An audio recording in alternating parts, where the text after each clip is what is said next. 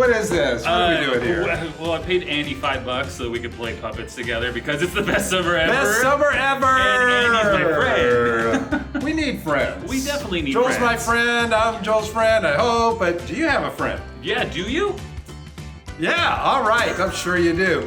And the best way to have the best summer ever and the best life ever is the friends that you have. And that's what we're going to be talking about today. Absolutely. So in the next 30 minutes during this online service, we're going to have some great music. We're going to have a lot of fun. And who are we going to be hearing from? Oh my goodness. We are going to be listening to right now Sayona. She's on staff here at the church. And she's going to talk about how the friends can influence us and how they can help us have the best summer ever. So let's listen in to Sayona now.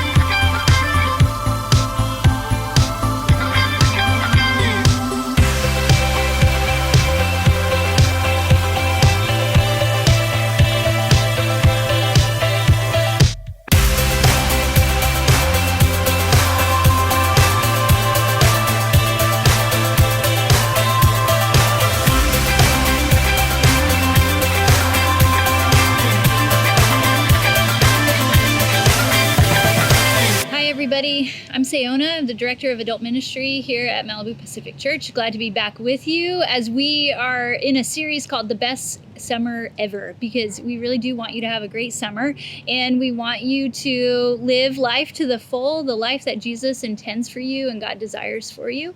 And so I've got one thing for you today to prioritize, and let me give you a couple of clues about it. It's messy, it's not easy, it can be a little bit uncomfortable, it involves people. It's kind of like if you were to build a fire pit or a campfire, let's say a campfire with a lot of people, you would start by having to go and get a lot of sticks, right? So all different types of sticks. You got to make sure you got some water just in case of fire, you want to put the fire out.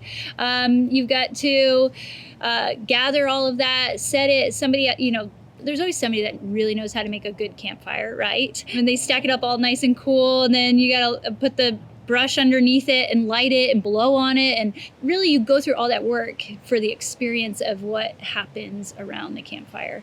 It's that feeling of you can rest here, you belong here, hey, you can linger here, you can be known here, you can sing here, have fun here, laugh together, share stories.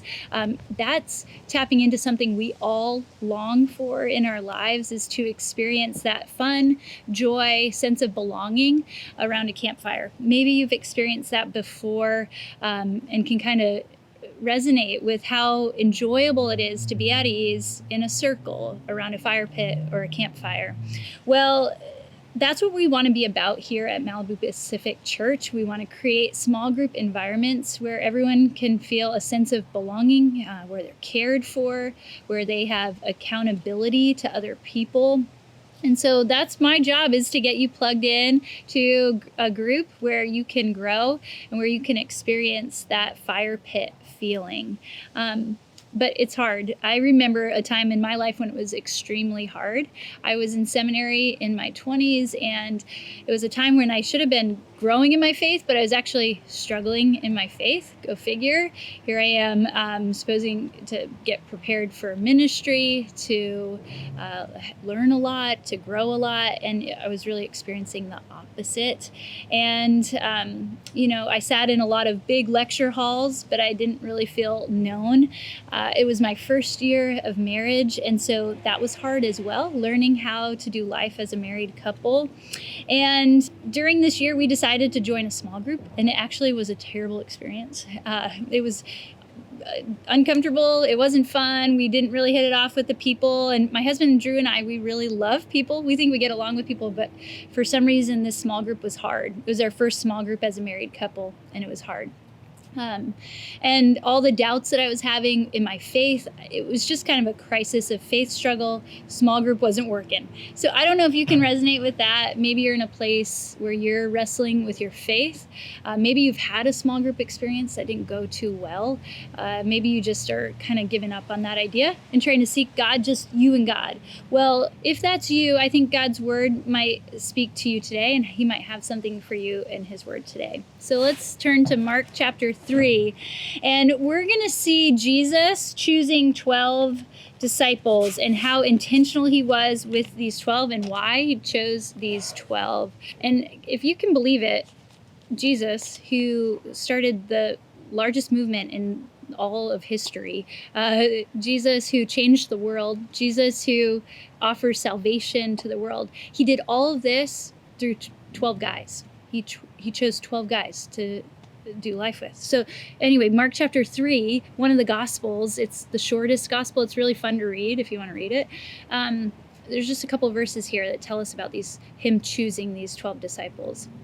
Mark 3, verse 13. Jesus went up on a mountainside. That's cool. And he called to him those he wanted. So he wanted these guys. He was intentional with them. And they came to him. And so they took a step with Jesus. They went to him. They responded to him. And he appointed them. He called them. He told them. He gave them a special place. He appointed 12 that they might be with him. I just want to stop there. We kind of jump over that small phrase. But it says that he wanted them to be with him, that they might just do life with him, hang out with him, travel with him, hang around the fire pit with him, go to weddings with him, go to really hard places together, go out on boats together. They did it all together. He just wanted these guys to come and do life with him, to experience all that he was doing on earth. And then it says that he might send them out to preach and to have authority to drive out demons. So this is really awesome. You see that Jesus draws them to himself. They circle up to do life together. And then he sends them out with word and with deed. He's going to kind of put their faith to the test and then keep them accountable. Are you preaching my words? Are you exercising your authority? Are you going out and doing good things, healing people? And then they would come back to him and check in with him. So I love that visual of around the campfire with Jesus, and then he sends them out, word and deed, and then come on back to him. And then we read their names. Simon, he gave him the nickname Peter, and James and John, he also gives them nicknames. Those are like his core three. Isn't that cool that he gives them nicknames? It shows them that he's kind of fun. He loves them. It's endearing. And then there's a bunch of other guys, Andrew and Philip and Matthew and Thomas and another James and Judas. All these guys, they're Jesus's 12. So Jesus prioritizes his small group. He's strategic about this small group. And it shows us that circles here are better than rows in influencing and creating a movement. Circles are better than rows. We believe that life change will happen around a fire pit where we're circled around Jesus more than they'll happen on a Sunday morning when you sit in a row and listen to a sermon, or just sit on your couch right now listening to this. You want to circle up with people to see life change. It's hard though. And a lot of us resist it because, well, we want the belonging, we want the care, but there's one thing that's hard. It's the accountability piece. When Jesus is sending them out to preach and to do these deeds, he's then keeping them accountable. How'd it go? What'd you do well? What'd you not do? Kind of reminds me, I played basketball in college, and my coach would do film sessions with us. It was the worst because you have to watch yourself on tape. And just like now, I don't like watching this on tape. But anyway, she would sit down and be like, see, right here, you turn the ball over again, and you don't need to rush here in your shot. You're rushing this here. And she would show, why don't you go to this angle? You didn't see the floor over here. And we would sit down and study it, and then we'd go out onto the court and try to get it better the next time. And so just like anything, basketball, music, you have a certain skill that you want to get good at. It takes time, and then being accountable to someone for it will help you grow in it. And so that's the way of life. That's the way that Jesus worked as well. And then the coolest thing is that the church, after Jesus dies and rises from the dead and sends out his disciples, the church mimics this, imitates it. So in Acts 2, we see the church is prioritizing small groups. Circles are better than rows as the church grows. I actually didn't mean to rhyme that, but I'm going to take it. All right, so Acts chapter 2, verse 42, we're going to see what the early church experienced in their circles. And so this is just the book of Acts. It captures the early church, another fun book to read. I've kind of been all over the place in scripture, but you can go there and read more of it. But let's get a glimpse of the early church. It says they, the believers, they devoted themselves to the apostles' teaching. What those 12 disciples that we just read about, what they heard from Jesus, they were devoting themselves to. They weren't just reading it in a Bible study. They were actually living it out in their life. And then they were devoting themselves to fellowship, to one another, to mutually giving of each other, and to breaking of bread. They ate food. That's what we do around the circle. We eat s'mores around the fire pit, right? And to prayer. They were connecting to God with one another. And so that's what we might do in our small groups is pray, be devoted to God's word, to fellowship, to eat. That's what we want to see happen in our circles. And these things can all be summarized by belonging and care and accountability. Those are the things that we want to happen in our small groups. And then it says that every day they continued to meet together in the temple courts. This is actually where they did ministry. They were going out and meeting people out in the temple courts. And then they broke bread in their homes and ate together with glad and sincere hearts. So here they are in the temple courts, out in the main religious place, but it's kind of also out in society with the outcasts in the temple courts. And then they're breaking bread in their homes from house to house. And then that's how the gospel spreads from house to house, from circle to circle, from group to group, and person to person. Life change is happening through the scriptures as they are meeting in small groups from house to house. And so we want to imitate that here at Malibu Pacific Church. We want to emphasize relationships happening in small groups because we believe that circles are better than rows. I know you're going to get that one. That's going to be something we say here a lot. And so we're prioritizing small groups. We're launching them in September. We are working on them this summer. And I'm going to ask you to do something with us. Since we're prioritizing it, we would love for you to prioritize it in your life. We do think your life will change in a small group, but you've got to make room for it. We're making room for it here. We're clearing out the spaces. We're gearing up leaders, training them, equipping them, and we're going to say we're going for this. We want everybody in a small group in September. And so what you can do this summer, this week, really, is to pray and to prepare for your small group. Prioritize it. It doesn't mean plan your small group. We're going to help you with that. We're going to help you get connected with people. But it does mean start preparing your heart. Ask some questions. Pray with God about how you're going to enter into a small group and have it be a part of your rhythm. So let me ask you some questions. How will you make room for a small group in your life? What do you need to take out of your life to make room for a small group? And then here's another one. What risk or step of faith might you need to take to enter into a small group? Maybe what fears or baggage do you have with it? And then what changes might you need to make in your current group? What role might you be called to play in a group? What giftings do you have? Hospitality giftings, facilitating giftings, any of those things. Maybe God is calling you to step into that. So if you don't spend time this summer, this week, starting to pray and prepare for your small group, you're not going to be able to prioritize it in the fall. It's going to catch you off guard. You'll just keep putting it off. So start this summer thinking about how it fits into your rhythm of life. And then if you do start praying and prioritizing and planning for the small group in the fall, you'll be ready. When we launch, you're going to be hands open, ready to take that next step with Jesus. So remember that Jesus prioritized a small group. 12 guys changed the world with those 12. The early church prioritize small groups. And it changed the world, changed thousands and thousands of lives. So here at Malibu Pacific Church, we want to prioritize small groups. We believe that circles, say it with me, circles are better than rows. And so I want to leave you with this image. Remember the fire pit that we started with, or the fireplace, campfire that you build, that joy that you experience around the fire pit.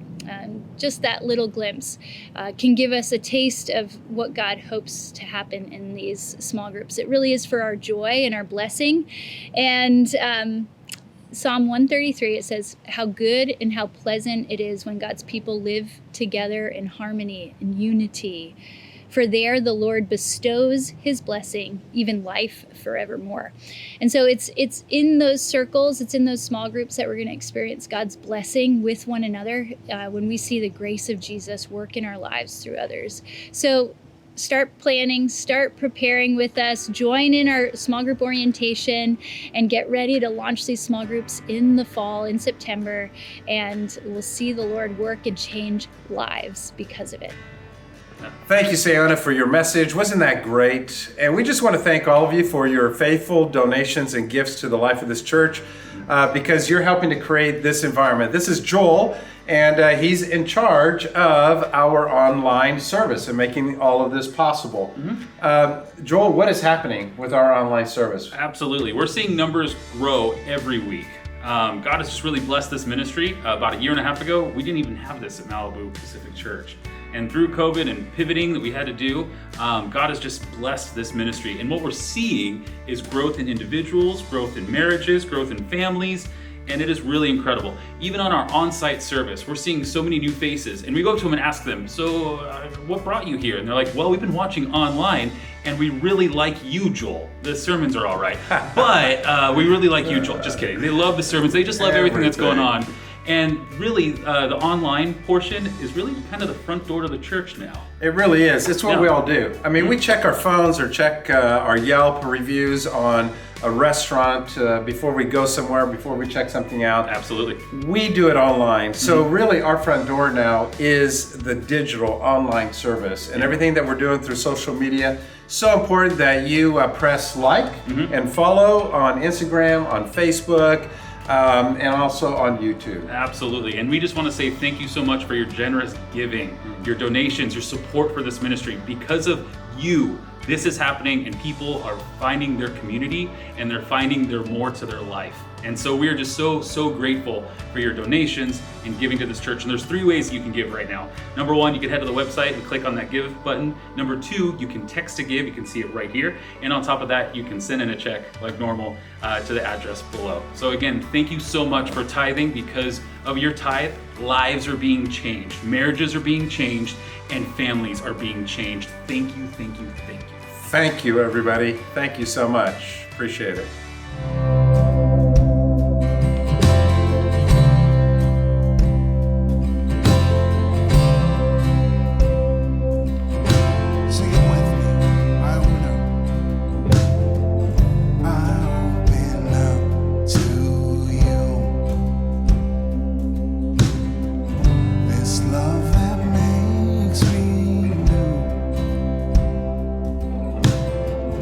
Oh, may my heart breathe.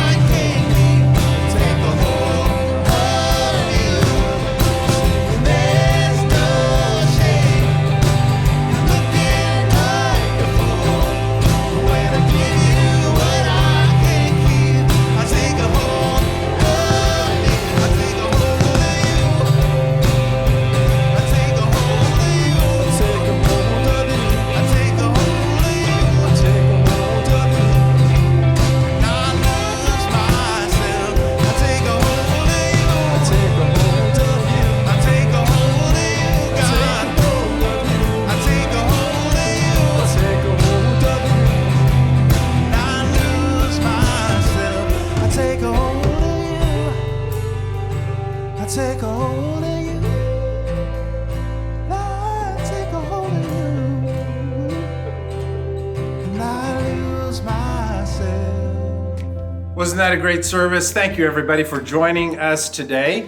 And just want to let you know about next week. We are not going to have our on-site services because it is 4th of July. That's the day to spend the day with your family. And so we want you to take a break, stay home. We want to give our volunteers a break and give them some rest and a chance to be with their families. So there is no on-site services on the 4th of July. Have a barbecue, invite your friends over and get to know your neighbors and build relationships, and then inviting them to church on online or on-site. So no church, 4th of July. Have a great and wonderful week. Take care.